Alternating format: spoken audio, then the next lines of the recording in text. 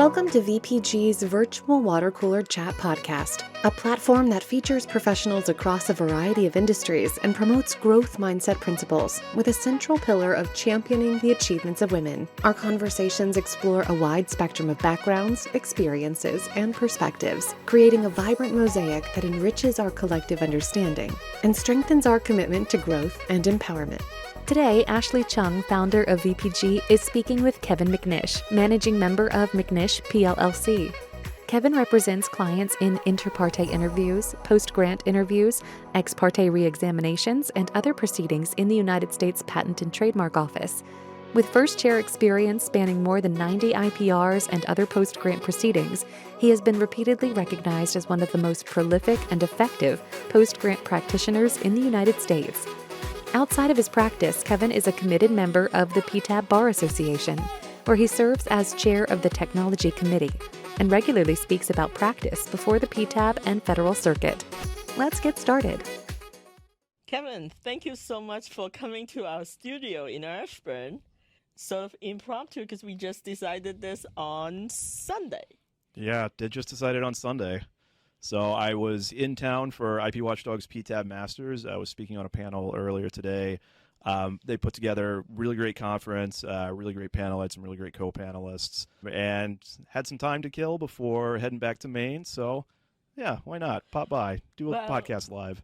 Thank you. And you're usually someone that is so meticulous in preparing, so I wasn't sure whether I was able to persuade you to be spontaneous. It's like, oh, it's only 5 minutes away from your hotel. Maybe we could figure out whether this would work. And then here we are. We're going to be testing my improv skills, so if you can give me some yes ands, that will be very, very helpful. You could always just say it depends.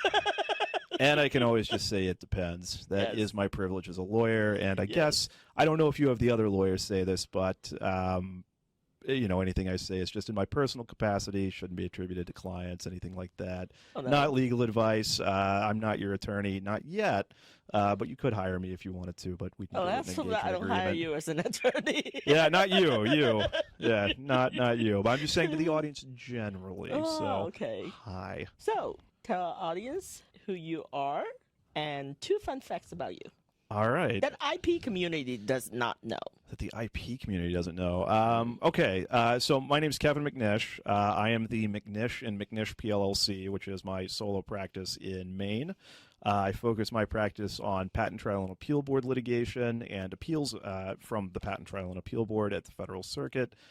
Technology areas, pretty much anything that doesn't involve a chemical diagram, but I mostly work in software, medical devices, and electronics. 2 fun facts about me. First fun fact, I'm a pretty avid home food preserver. So this past summer, I took through the University of Maine Cooperative Extension the coursework for the Master Food Preserver Volunteer Program. And it was a blast. So we'd go to class, there's a kitchen in the classroom, and for 3 hours, we'd learn, safety practices, theory, how to make safe recipes. And then the rest of the time we'd actually, can things from scratch. So I made some strawberry jelly there, made some pickles there, some salsas, pie filling. And at the end of the class, there's actually, I was kind of explaining it to all my lawyer friends. It's the canning bar, right? It's the food preserving bar. We actually had a written exam and a lab test that we had to pass. And so fortunately passed that. And now I've just been working on fulfilling my volunteer hours for that. And it's really fun. You go to events in Maine and teach people how to preserve food.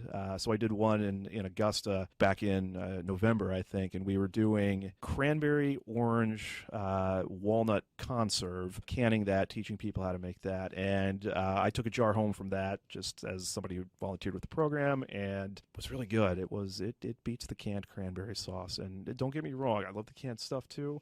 But this was next level. So that's my first fun fact, all about home food preserving. It's a really great hobby for me. The second one is I don't remember how to tie neckties. Like, I don't remember how to tie regular neckties, which is why you always see me in the bow ties. The story is my sister had gotten me a bow tie a couple years ago, and my wife and I were going to a wedding, and she said, hey, you should learn how to tie the bow tie and, just wear it to the wedding we were going to. So I learned how to do it. And then a couple weeks later, I was taking a deposition, and I was wearing my favorite, red power deposition tie. Not that powerful as it turned out, but that's beside the point. And I absolutely shredded it getting up during a break and forgot to unclip it. And so I thought, what's going to avoid that? Wearing bow ties. So I'm gonna keep doing that. And I've just been wearing the bow ties ever since in formal settings. So I think I probably could put together a 4-in-hand knot if pressed, but for a regular necktie. But I don't know. I started wearing the bow ties 2017-ish, 2018-ish, and never really looked back. That's your signature piece. It is, change, right? It is. Yeah, I think people would have a hard time recognizing me if I showed up in a necktie. They might be worried it was an evil twin or something like that. It's like, what's going on with him? Yeah. Where's the bow tie? my hypothetical evil twin, Devin McNish. The Devin McNish. Yeah. Got to keep an eye out for Devin. He's trouble. Oh, that's funny. I never know about the bow tie story. That is really interesting. And also, I'm not sure when you find the time to go do the program that, for the food and things like that. So how do you actually balance that? Yeah. So, I mean, part of that is controlling the volume of work that I take on, and when it gets big, teaming up with other practitioners. So I was busy, but I also made sure I found the time to find that 3 hours a week for class, our home food preserving class, and just being able to do both of those things, having a little break from the routine, really helped me. Just reminded me, you can do two things, right? Life still exists. Work may be busy, but when you're going to keep up with it and you're going to do your best on it, and you can do both, right? It's just a matter of thoughtfully prioritizing your time. Well, that takes me to the next question. I think you can do two things or multiple things right now a little bit more easily. Maybe because you are a startup firm founder that has a niche practice in PTAB and appellate work. You want to talk about what led you to make that decision? Sure. What I wanted for my practice was something that was built very specifically for the PTAB and appellate work that I enjoyed doing. The economics and business of PTAB proceedings and Federal Circuit appeals are very different from, say, traditional district court litigation, where you need a big e-discovery apparatus. So, you need folks that can take care of that, lawyers and, support and vendors and all that. And the same is true for patent prosecution, whereas patent trial and appeal board practice doesn't really have either of those things, right? You only have a couple due dates in any given patent trial and appeal board proceeding. You don't need a ton of docketing. In terms of discovery, well, there's really not that much, and it's only by motion practice, so you don't need a big discovery support apparatus or setup. And, things come in chunks. When you look at a PTAB proceeding, it's a couple briefs, a couple depositions, and then the hearing at the end. And, you're not bringing tons of people to the hearing. You don't need a big trial war room or anything like that.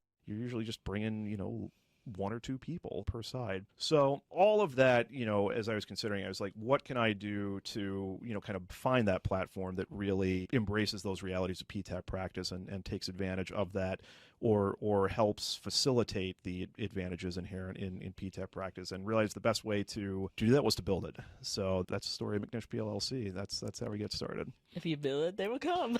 Yeah. Dreams. Yeah. So we started, I keep saying we, but we'll get to why it's we and not just me in a moment. Started just second bedroom in Long Island City, New York, and, moved to Maine a couple months later, and here we are. Well, for me, I started in January 2020 in my basement. I do have an office. Mm-hmm. Let's get to why we're here today and how we got to know each other. Sure. Do you want to share your recollection of how we actually started? I'm more than happy to. Yeah, because PTAB practice doesn't demand as much infrastructure, as much support as maybe other practice areas like traditional district court litigation or patent prosecution. Or ITC. Or IT, yeah, especially not ITC cases. Yeah, that's not a great ITC point. cases. Mm-hmm. But I also knew, what my my workflow was like at my previous firm, and I knew I liked having just some support for site checking stuff and, proofreading and just giving a second QC look to everything before I, laid one last pair of eyes on it and then filed. And so I kept seeing these other virtual paralegal offerings out there, but none of them were specific to PTAB practice. Like there were some that did some patent practice or maybe some patent prosecution practice, but nothing specific to PTAB practice. So I think I remember you calling me, and I remember fielding that call in my office in Long Island City in that second bedroom. I was still living in New York at that Before point. you scaled to Maine. Yeah. Well, that's how early on it was, and I can get the story of how we moved to Maine next. But I remember you calling, and I remember getting off that call and thinking to myself, okay, I now have this sorted out. Like I now have someone I can reach out to, someone who knows the intricacies of PTAB practice, someone who's built to support PTAB practice, and someone who can adapt to my working style and workflow, and like someone who knows what PTAB workflows look like. And I was like, there's nothing else out there that I've seen that's anything like this. So I was really glad you reached out, and really glad you've been working with me since. I think it might have been Jonathan Stroud that actually told me. I'm not 100% sure. I think that's right. I kind of remember that too. Yeah, Jonathan Stroud is really a big champion. He's also a lot of fun to talk to, too. Do you recall the specific question that you asked me when we first got on that call to see whether we are good match? Oh, gosh, I can't. But it sounds like it was pretty memorable, and I feel bad I remember. All right, what was it? Hit me with it. Can you tell me your process of site checking? Yeah, that's right. Yeah. And I said that there's two part. Yep. One is the fact checking, and the other is the site checking, which is blue booking. Yeah. And then you asked me about the fact checking. It was about basically you just have to, especially if you're doing like claim construction, there's a column line number or deposition transcript. The fact checking is verification of all the quotes. And then all the column line number or transcript line number all matches up before you go into doing the actual blue booking. Yeah. So I think that might have been what sold. I think it was service. Because my previous process for preparing, say, Federal Circuit briefs, just as an example, was, I will write everything, but I usually will use placeholder citations to the appendix. So you'll have like APX and then like XX throughout the entire draft brief, and then I go through and fill those in at the end. Because usually I've got like an outline with like, hey, I know where everything is in the record, and I know the record pretty well at that point. Usually it's a PTAB case that I litigated before it got to appeal, so I know where everything is. But then after that, I'm like filling in things, and page numbers get missed, and maybe line numbers get missed, as you mentioned. And I always really want to have a second pair of eyes on that, just for cleanliness' sake, and in some cases for the appendix, it can be a pretty big deal because you got to make sure you have the right pages in the final appendix, and you're not leaving anything out that you actually meant to rely on. So getting that second level of QC checking just to make sure I've got page numbers and all that stuff right. Is really helpful, and quoting accurately, for instance, as well, like making sure if I've typed something in to quote something that I've got that accurate, because accuracy is just so important. Accuracy is so important. As that first impression, if you have a typo on your first page, I think that's done. Your credibility is gone. It doesn't help. It certainly doesn't help. Yes, I mean we always have to strive for perfection. Especially in the legal document, the standard is pretty high. And I think that's one of the reasons. I don't take a lot of proofreading assignment from client just because I don't necessarily have that much time and I don't have a huge team. But your work, I mean, we've worked on some cases and it's like, I trust that process. And I think that is really important to have good communication. And you usually just give us the heads up in terms of, hey, actually, this is when I'm going to be like giving you this first draft or first petition, first declaration. Everything is pretty much on point. I think it's so important to be able to have that open communication, especially when we both have our own shops. Yeah. And even when we are working for clients, a lot of time, I don't know about you, but sometimes communication, I often joke before, is that if it were for miscommunication, there might be no communication and litigation. So, because it's like, sometimes like, what? you didn't tell me about this, not Yeah, you. yeah. So I really do appreciate that particular working relationship. Yeah, I appreciate that too, and it's funny you mention it because usually when I'm, managing a case that's going to get filed or getting ready to file some briefs in an existing proceeding, I usually will have like a 2 or 3 column chart, and it's like the columns are the who's, right? So it's like Kevin's doing this, I've got co-counsel doing this, and then Ashley or VPG is doing this, and then I've got rows for the days. So I usually try to keep like a pretty good understanding of where everyone is in each parallel process and try to communicate that in advance, just so I can maximize that parallel processing. Speed's often pretty important, especially if you're a petitioner these days. You got to think about fintive, you have to think about that other stuff, and so leveraging parallel processing, communicating appropriately, all of that stuff just makes things run smoothly. And you always hear slow is smooth, smooth is fast, and keeping things smooth is often one of the best ways to make them run efficiently. So do you keep it in like a notebook, or how does that chart actually work in? So I have a legal pad. I have a legal pad. I have that, and then I usually have an internal one just for myself. And it says like, okay, I need to get this part of the declaration done this day, this part of the declaration done this day, get it out to the expert. I need feedback back from the expert, within however many days. But I know, like, just because I've usually talked to the expert many, many times before starting to work with the expert to prep the declaration, that I can feel confident starting to draft documents that depend on the declaration, just because I know like the expert and I have just talked through everything so much. Learning how to maximize that parallel processing, learning how to keep as many wheels turning as is reasonable and is efficient, has been a skill I've had to develop since going out on my own, but it's satisfying. It's just watching the different cogs all work together, and and I'm one of those cogs, and just produce a result is really satisfying. That's cool. You want to hear how I keep track of my stuff? How do you keep track of your stuff? Well, 3M have a giant post-it note, right? Mm-hmm. The self-adhesive one. I've done this since I was in litigation. Probably, I don't know, for as long as I can remember. Maybe I would say that maybe for about 10 years. When I have like multiple litigation, sometimes it's like, because I was a case manager and I would have like so many litigation, like to keep track of that process. So I would have giant post-it note and post it around my workroom before, and now it's around my office door. And basically, I would just have like the deadline, the case number and where things are, and just have that particular flow chart so that I know exactly what needs to be done at what point. And then who do I need to remind of and stuff like that. Obviously, I could do it electronically, but sometimes there's something to be said about having that huge visual. I take your point on that. I mean, for me, working through the legal pads and just checking stuff off day by day is satisfying.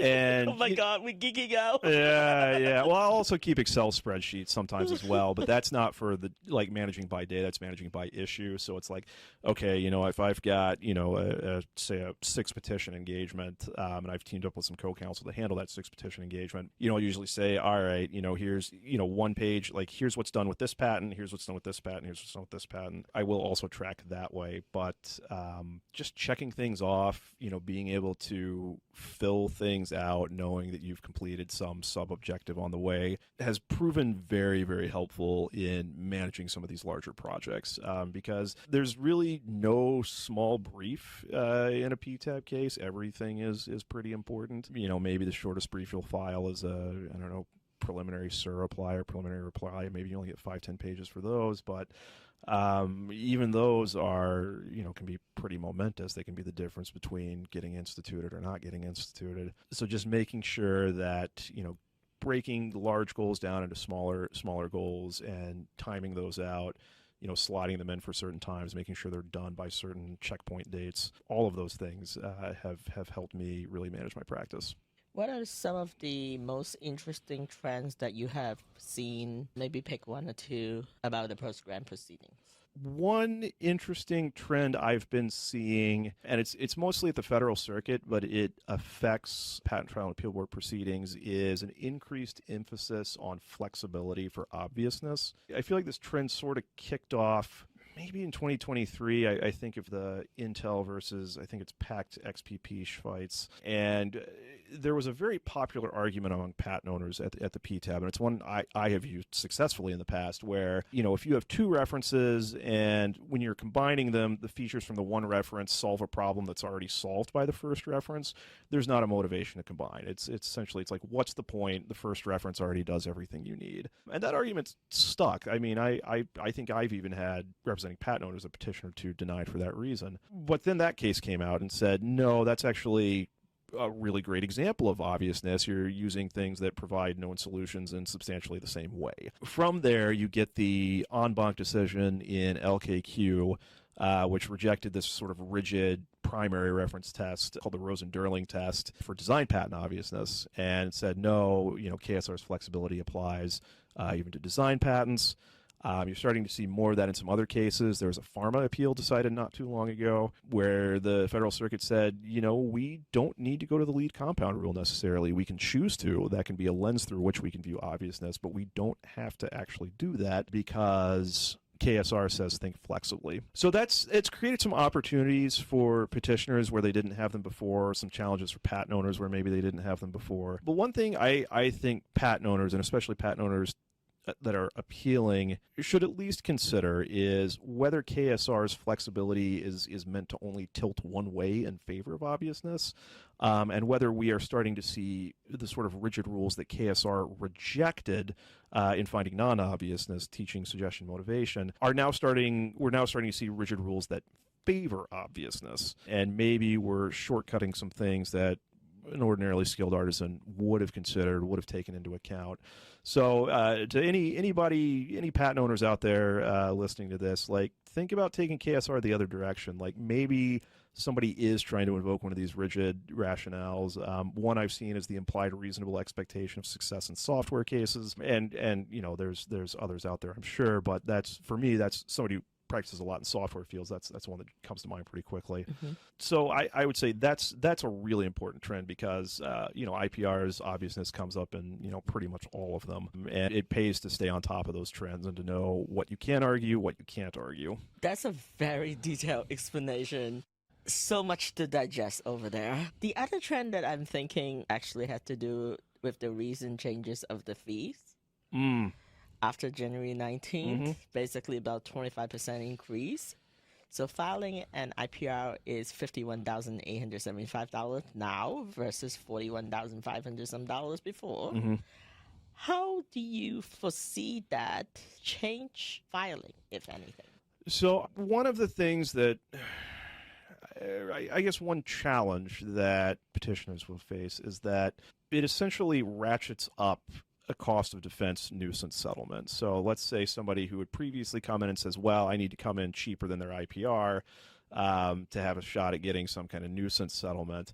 Now the amount they can get for the nuisance settlement, I anticipate will proportionally go up now that, those IPRs are, as you pointed out, 25 more expensive. And that's just for the base fee, right? That's before we start getting into excess claims. Well, it's up to 20 claims. Yeah. Yes. So that's a base fee. Yes. Yeah. So, I think if I'm not mistaken, the excess claims fees also rose. So it did. So, I mean, that's a challenge. That said, for litigants who were always going to file them anyway, where the amount in controversy, is enough to justify IPRs, where the overall litigation strategy in view of the district court of the ITC favors IPRs, I don't know that that's going to change their behavior, but I do think there's going to be some marginal cases where cost of defense settlement is out there. It's unfortunately higher than it used to be, but they're going to take it, and it makes sense to, right? When you think of, especially for pharma cases.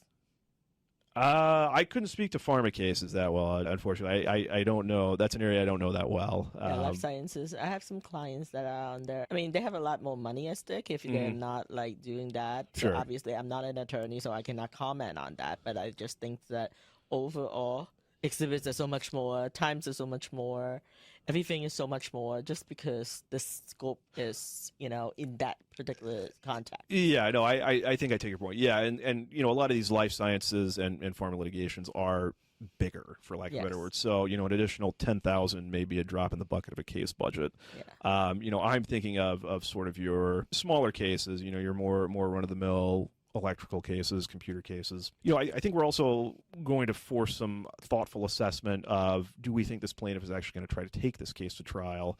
And if so, we spend the extra 10,000, we're a little inelastic there. We'll see. I am always wary of making predictions. I think just some of that's the lawyer, some of it's just I don't always feel like I've got all the facts, but that's kind of the biggest issue. And if we think of just those cost of defense settlements that sometimes certain actors choose to try to obtain, it might embolden them a little bit, knowing that IPRs are just that much more expensive to file. All right, enough about the substantive stuff. All right. Let's go for fun things about McNish PLLC. Can you talk about your two morale officers? Sure, I'm more than happy to, and I imagine a lot of folks listening to this have wanted to were wondering about the we I mentioned earlier. So I have two Basset Hounds. Our older one is named Norman. He is almost 8. Our younger one is named Flora. She is 3.5. Norman's our chief morale officer. He's been there since the beginning. Flora was our firm's first new hire. We got her in 2021, and they are just great fun. If you want to know more about them, they're on my firm website. Just go to mcnishpllc.com, go to our team, and you can see the pages for Norman and Flora. They're probably the most famous Basset Hounds in patent law. In no small part, that's thanks to my wife, who is an influencer marketing genius. That's actually her day job is managing influencer marketing campaigns, and has grown our Basset Hounds Instagram following to, I think, nearly 30,000 people. So it's at mainly Bassets. Maine like the state with the E in it. Mainly Bassets. And if you want to keep up with their antics, they're great fun. That's awesome. Mm-hmm. But do you plan on expanding your team? I think we're fully staffed at 2 Basset Hounds. And, to take on larger matters, I alluded to this earlier. I may be a solo practitioner, but I'm never truly alone. And, to take on larger matters, oftentimes I'll team up with other talented small firms and solos, folks I've worked with in the past, folks I know pretty well. And, we can just work out some kind of fee split. My firm handles the billing and admin so that the client's got one point of contact for all that. And really, it's worked really quite well the couple times I've done it. I've been very happy with how it's worked out. I think the client's been happy too that, even though it's a little bit unusual, their accounting department's got to send out an extra 1099 at the end of the year. I think it works out pretty well, and it gives me flexibility, gives my co-counsel flexibility, and it still presents kind of a single user experience to the client without them thinking, oh, I've got to retain multiple firms, yada yada yada. I've already got one district court firm. So it's essentially, I provide that single point of contact, and we try to make that user experience as smooth for the client as possible. Let's talk about the association that we both are involved in. All right. And you are the technology chair? I am the technology committee chair, and Okay. yes, it's one of the 2 titles I hold. The other is district court editor for the PTAB Roundup. So that's the PTAB Bar Association, Patent Trial and Appeal Board Bar Association. Mm-hmm. How long have you been involved with the committee work and also the Bar Association in general? So I've been with them since just about the beginning, I think. So it was 2016, 2017. Wow. Yeah. So I've been district court desk editor since just about when the Roundup started. I think there was a partner in another firm. He ended up not being able to commit to it, so I was like, all right, well, I guess I'm doing it now. I was still doing district court litigation back then, in addition to PTAB, so it just seemed like kind of a natural thing to take over. For technology committee, was vice chair for maybe a year or 2, and then made chair after that, and that's where I currently serve. Do you enjoy what you do? That's a big question. You mean for the technology committee or just generally? Overall, okay, yeah. For example, one of the podcast guests that I had earlier, he's in legal marketing. Mm-hmm. He studied with a Master of Business Administration, didn't want to go to law school, ended up being a very successful legal marketer. And when the very first question that when he sat down actually at that chair Mm-hmm. was talking about, we were kind of exploring between, are we our occupation first?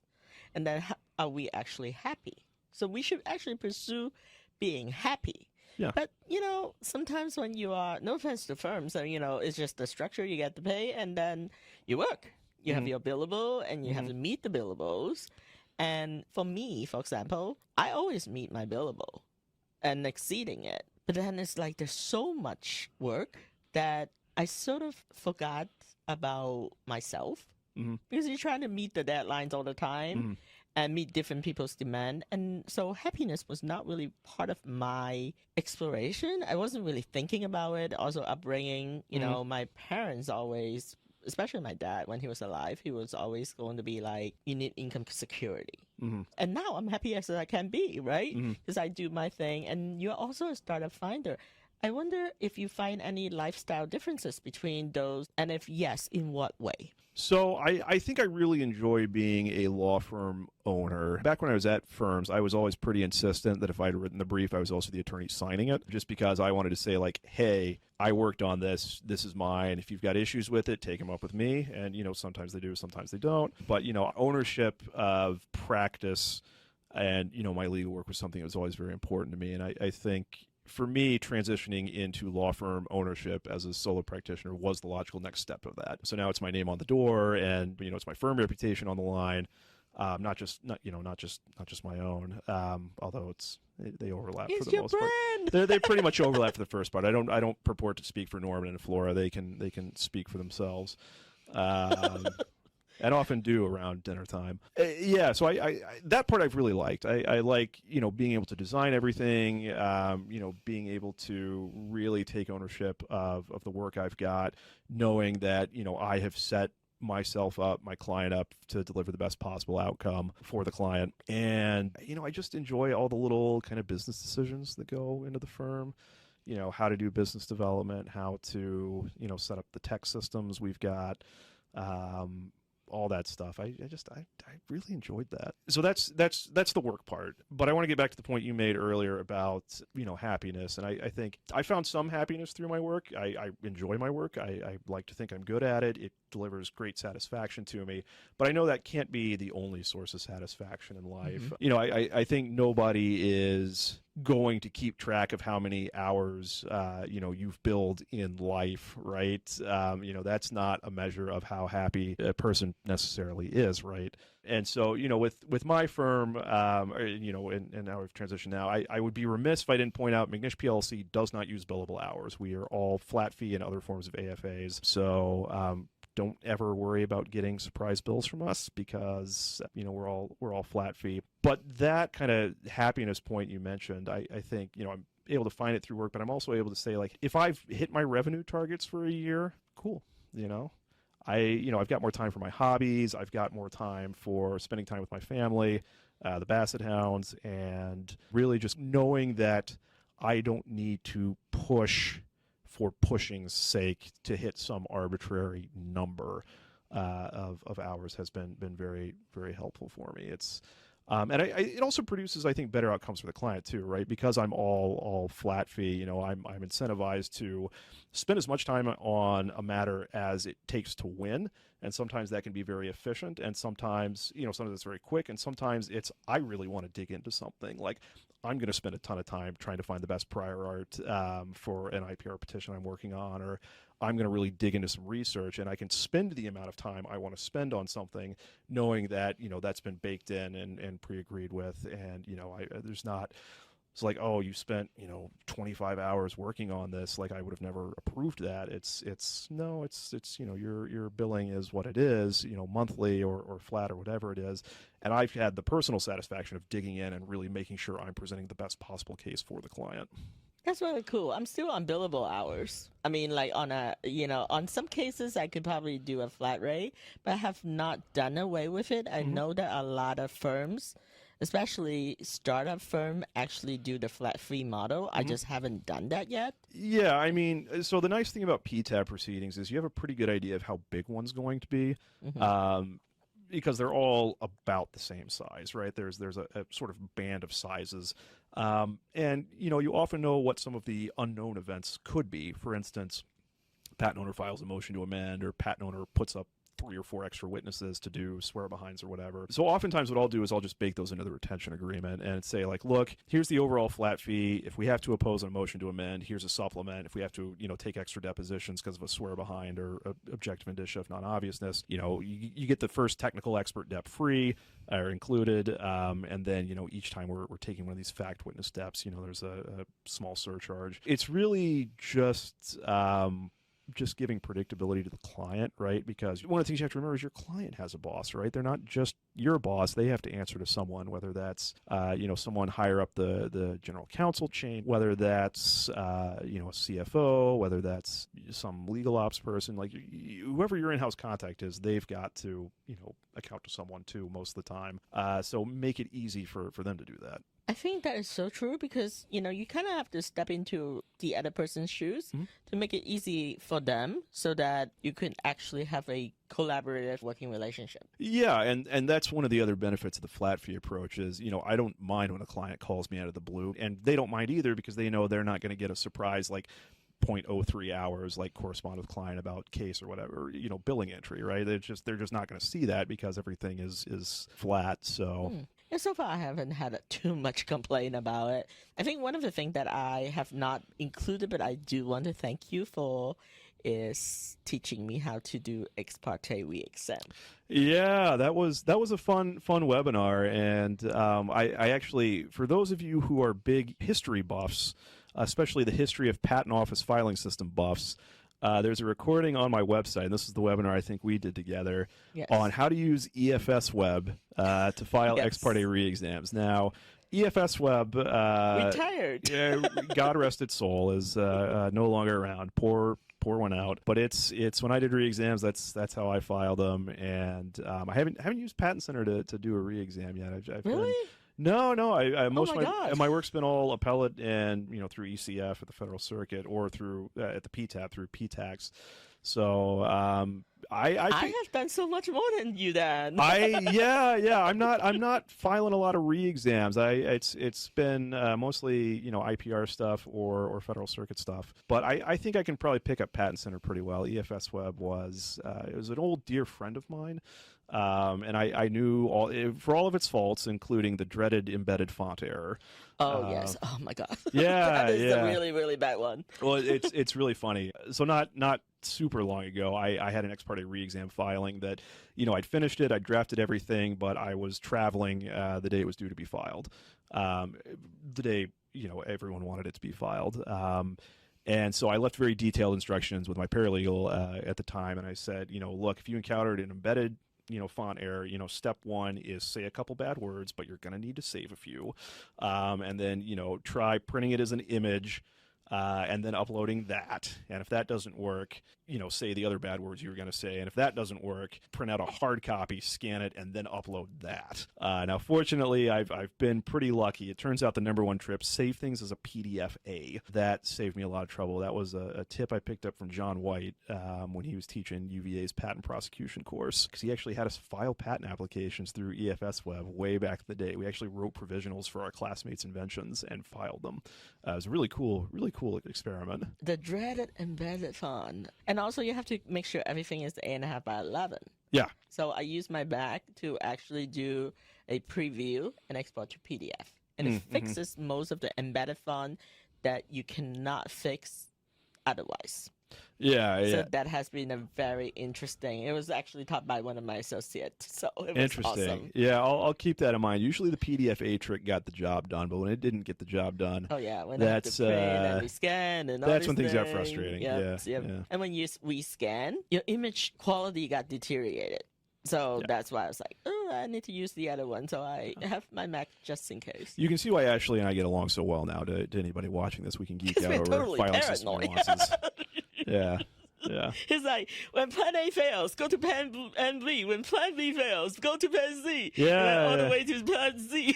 Yeah, that was always a fun one. And that was kind of a rare time when I didn't do my own filings. I actually usually do handle my own filings. Just something I've always, I just like keeping control of it, even to that last mile, just making sure everything's good to go. Yes. How do you see the future of IP law, especially in PTAB, evolving, and how would this affect your role as a startup law firm founder?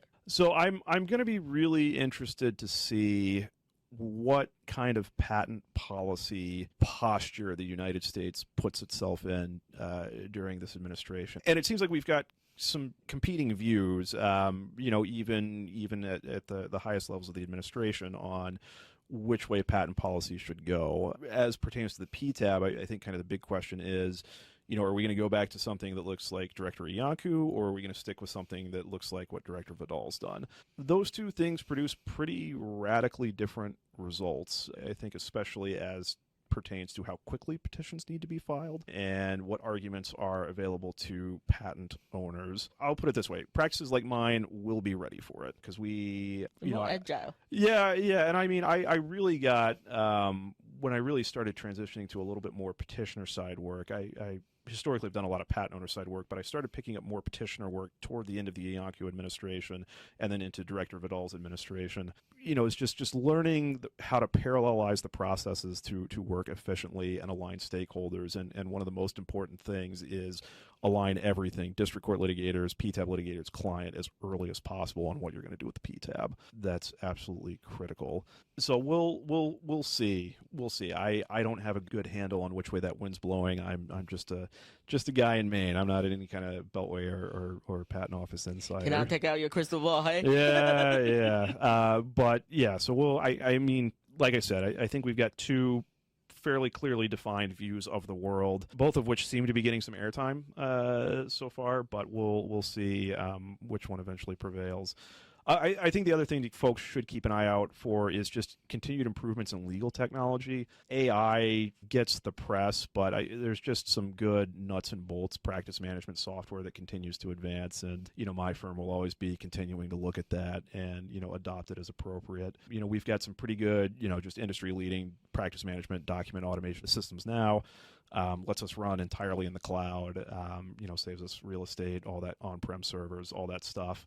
And we pass those savings on to clients. And that technology, I would say, look, AI gets a lot of hype, but keep an eye on the bread and butter, legal technology as well for practice management and stuff like that, because that stuff's getting better and better, and it's important to stay on top of that. Well, thank you so much, Kevin, for doing this impromptu podcast You're interview. welcome. And I hope this has been a great experience for you. Yeah. And I know we will be working together in 2025. Yeah. Whatever administration is going to be doing. For sure. So thank you. Thank you. Thanks for having me.